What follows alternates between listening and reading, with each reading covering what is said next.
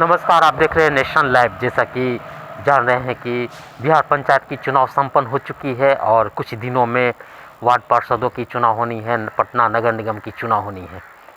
हमारी टीम लगातार हर एक वार्ड में जा रहे हैं, वहाँ की जायज़ा ले रहे हैं, वहाँ के विकास कार्यों को दिखा रहे हैं। और इसी कड़ी में आज हम हैं पटना नगर निगम के वार्ड नंबर 4 में। वार्ड नंबर 4 में यहाँ के जो पार्षद हैं ये पनपति देवी है, हमारे साथ में मौजूद है। उनके प्रतिनिधि संतोष कुमार। हम आपको बता दें, संतोष कुमार एक युवा है और ये अपनी माँ की एक जिम्मेदारी, जनता के बीच में रहते हैं, सामाजिक कार्य करते हैं, उनकी जिम्मेदारियों को लेकर ये जनता के बीच में रहते हैं और जो भी सुख दुख की होते हैं ये पूरी सुख दुख के साथी हैं अपने वार्ड नंबर 4 के। हमारे साथ में मौजूद है संतोष जी। इनसे जानेंगे कि एक युवा होके ये सामाजिक कार्य में है और ये पार्षद प्रतिनिधि का रोल कर रहे हैं। आखिर क्यों, क्या क्या क्या कारण है और इस बार चुनाव है तो किन किन मुद्दों को लेकर आ रहे हैं, क्या क्या विकास के कार्यों को और आगे करना चाहते हैं, ये पूरी जानकारी हम संतोष जी से लेते हैं। पहले तो आपके न्यूज़ रिव्यू के जितने भी दर्शक हैं उन सभी को मेरा प्यार भरा नमस्कार और न्यू ईयर की ढेर सारी शुभकामनाएं। हम सबसे पहले जानना चाहेंगे कि विगत 5 वर्षों का कार्यकाल कैसा रहा और इस बार कुछ दिनों में चुनाव होने जा रहा है जी।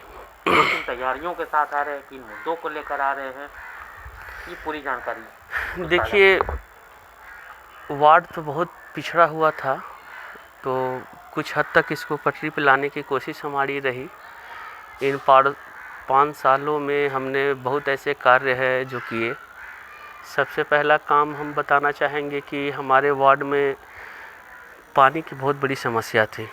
हमेशा पिछले जो भी पार्षद रहे उनके कार्यकाल में भी कुछ काम हुआ था, ऐसा नहीं है, क्योंकि हर एक आदमी कुछ ना कुछ करना चाहता है और हर एक आदमी करता है। तो हालांकि फिर भी समस्या रह गई थी क्योंकि पाइपलाइन की विस्तार जो है ना बहुत ज़्यादा ज़रूरी थी, क्योंकि लोगों के घर तक पानी नहीं पहुंच पा रही थी। उस काम को मैंने इन 5 वर्षों में हमने एक घर तक जो है पाइपलाइन पहुंचाने का काम किया, सबसे बड़ा जो काम है। हाँ, ये अलग बात है कि अभी वो पूरी तरीके से कंप्लीट नहीं हो पाई क्योंकि ये 2 विभाग का कुछ माने ये था कि जैसे आरसीडी को जो है रोड काटने का कुछ चार्ज वगैरह जो है वो लेना था, जिसके कारण से आरसीडी ने अभी एनओसी नहीं दिया, जिसके कारण से मेन रोड का जो है अभी वहाँ पे नहीं हुआ। बाकी गली में हर एक जगह हर एक लोगों के घर तक पाइपलाइन पहुँच चुकी है। जैसे ही एनओसी मिलता है उनको जो है पाइपलाइन से जोड़कर उनके यहाँ पानी पहुँचाने का काम ये हो जाएगा। ये हमारी कोशिश है कि जल्द से जल्द जो है इसको पाइपलाइन माने जोड़कर पानी जो है स्टार्ट कराया जाए। उसके अलावा बहुत सारा जो है, जैसे बहुत सारे गरीब है, दलित बस्तियां हैं, उनमें जो है उन लोगों में जागरूकता की बहुत कमी थी और वो समाज से कहीं ना कहीं पिछड़े हुए थे, समाज से अलग थे। तो हमने उनको भी जोड़ने का काम किया, उनको भी एक साथ बिठाने का काम किया, एक साथ जो है लाने का काम किया हम लोगों ने। दलित बस्ती है हमारे यहाँ जगदेवपत मुशहरी। हमने आते के साथ पहले उस मोहल्ले में मैं गया तो देखा एकदम बद से बदतर स्थिति थी। वहाँ एक आम आदमी, अगर कोई भी एक नॉर्मल सा भी व्यक्ति अगर वहाँ अगर ले जाया जाए तो वो भी बोलेंगे कि नहीं, यहाँ हमको नहीं आना है।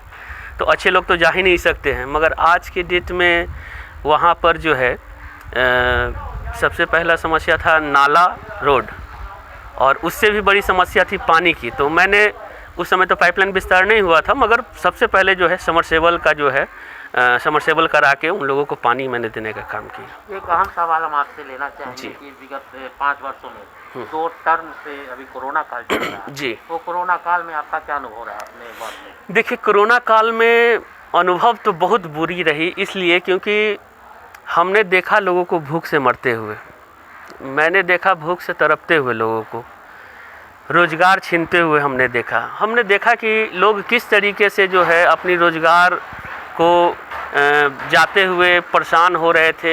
हमारे घर पर आकर बोलते थे कि कुछ करिए हम लोगों के लिए। हमारी औदा तो इतना बड़ा नहीं है कि मैं उनको रोज़गार दे सकता हूँ, हाँ, मगर जितनी हमारी क्षमता है उसमें कुछ न कुछ सहयोग देने का हमने काम किया। पहला लॉकडाउन में हमने लमसम 5000 राशन का पैकेट जो है अपने निजी फंड से न कि कोई गवर्नमेंट से हम लोगों को जो है हालांकि क्या कहते हैं आपको, ग्रामीण क्षेत्रों में नीतीश जी का कुछ न कुछ जो है फंड उन लोगों को, प्रतिनिधियों को दिया गया था, ठीक है।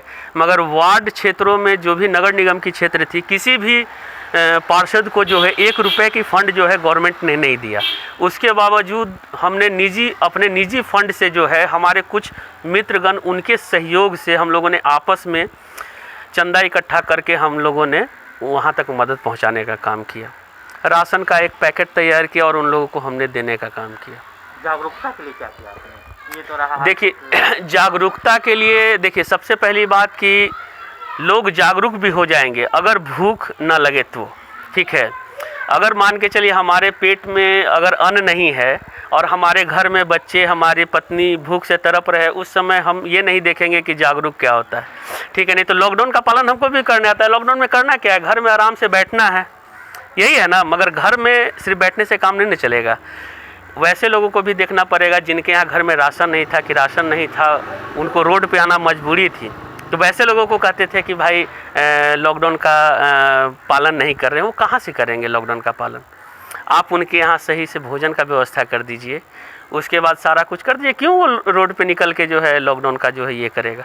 मगर हाँ, भूख लगेगी तो वो रोड पे निकलेंगे ही, रोज़गार की तलाश करेंगे ही, और वो जो है ये करेंगे। मतलब कुल मिलाकर बोला जाए कि आपके तरफ से जितना करना चाहिए था उसने आपने लोगों को मदद किया जी, जरूर में। जी। दूसरी चीज़ें हम जानना चाहेंगे कि विगत 5 वर्षों में क्या पूरा क्या अधूरा रह गया, थोड़ा सा चीज़ हमें बताइए। देखिए सबसे बड़ी चीज़ है कि किसी चीज़ का जो है अंत तो होता है नहीं, ठीक है। अभी हमारी इच्छा थी कि हम वार्ड को और भी कुछ करने का, ठीक है। मगर हाँ, बहुत सारी कुछ जो है अभी भी बची हुई हैं जो इस 5 वर्षों में मैंने पूरा नहीं कर पाया, ठीक है। आने वाला 5 वर्षों में मैं कोशिश करूंगा कि उसको भी मैं पूरा कर लूं, क्योंकि कुछ गली कुछ इस तरीके का हमारे यहाँ बच गया है, जो गली नली जो है जिसका मैंने नहीं कर पाए हैं, तो वो हम अगले 5 वर्षों में हम कोशिश करेंगे कि उसको भी कंप्लीट हम कर लें। स्वच्छता के लिए कैसा है आपके वार्ड में स्वच्छता का? देखिए स्वच्छता के लिए सबसे पहला मैं यही कहना चाहूँगा कि देखिए सारे चीज़ वार्ड काउंसलर या सरकार पे हम नहीं छोड़ सकते हैं। ये आम नागरिक यानी मैं आम नागरिक हूँ, हमारी भी कुछ दायित्व बनती है कि मैं अपने तरफ से कम अपने क्षेत्र को साफ़ सुथरा रखने में मैं सहयोग करूँ। तो कुछ कमी है लोगों में भी, मगर हाँ वो धीरे धीरे लोग जो है जागरूक हो रहे हैं।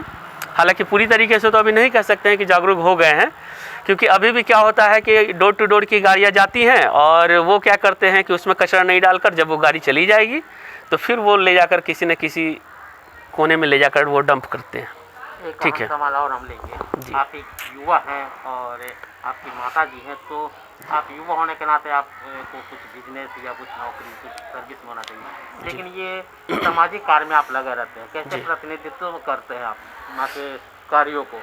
देखिए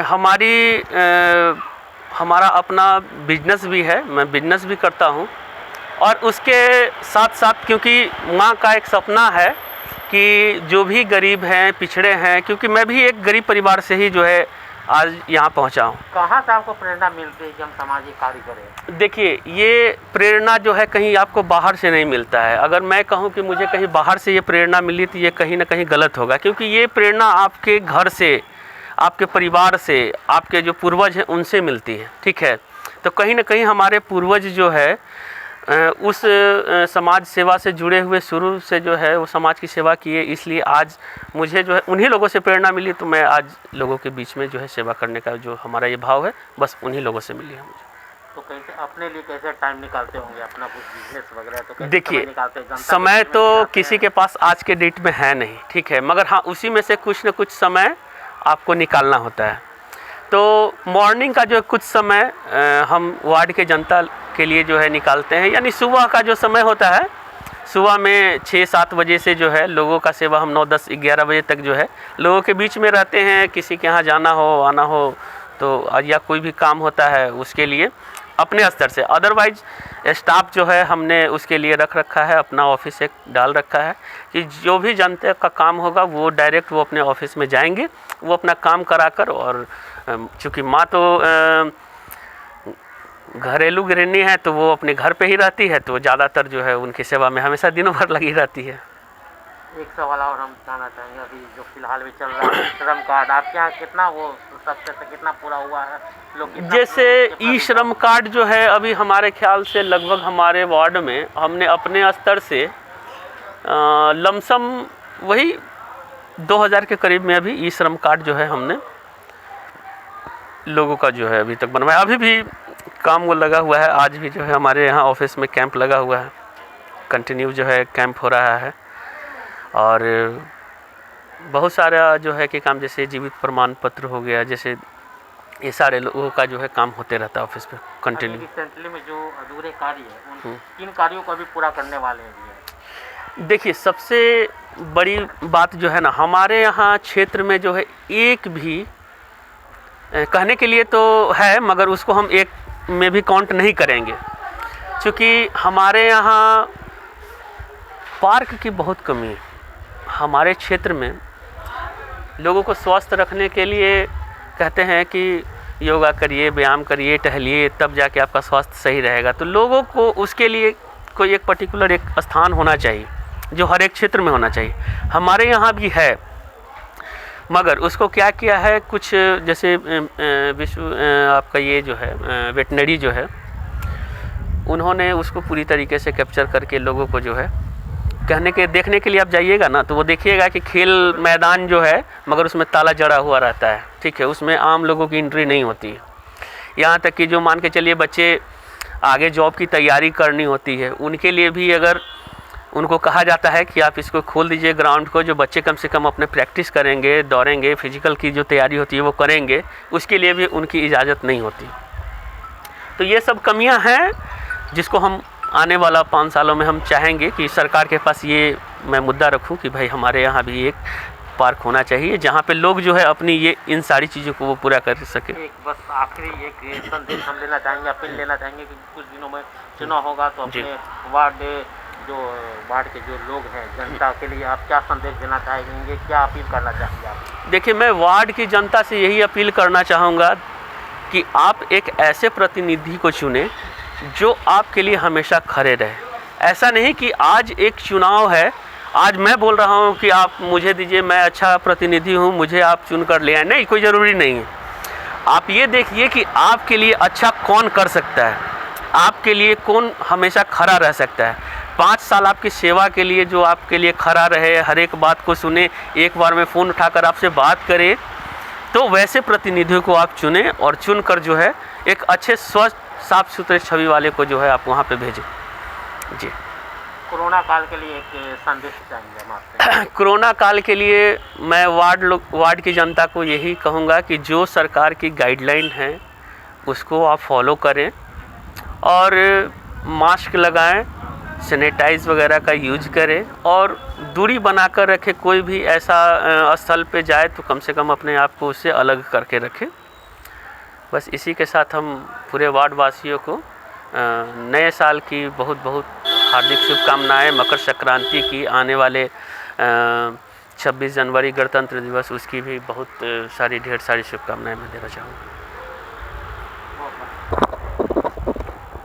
तो अभी खास बातचीत में देख रहे थे वार्ड पार्षद पनपति देवी के पुत्र प्रतिनिधि संतोष कुमार बातचीत कर रहे थे और इन्होंने बहुत अच्छी जानकारी लोगों से साझा की है और ये बता रहे थे कि विगत 5 वर्षों का कार्यकाल बहुत ही अच्छा रहा, जनता के बीच में रहे, जितना विकास का कार्य करना था उतना किया गया है, कुछ अधूरे कार्य है तो अभी कुछ दिनों में इसको पूरा कर लिया जाएगा। और आगे का एक बार फिर से अपील कर रहे हैं कि एक अच्छे प्रतिनिधि को चुनिए, लोगों से जनता से अपील कर रहे हैं कि एक अच्छे प्रतिनिधि से कर रहे हैं जिन पे भरोसा है, उन पे विकास के मुद्दों को एक बार ध्यान से देखना है, तभी वैसे प्रतिनिधि को चुनाव कीजिए। कई सारी जानकारी इन्होंने दी है कोरोना काल के संदर्भ में और चुनाव के मद्देनज़र भी इन्होंने जनता से अपील बार बार कर रहे हैं। तो देखना होगा कि संतोष जी पे जनता कितना भरोसा करती है, वो आने वाला समय ही बताएगा। देखने के लिए बने रहिए हमारे साथ में, तब तक के लिए नमस्कार।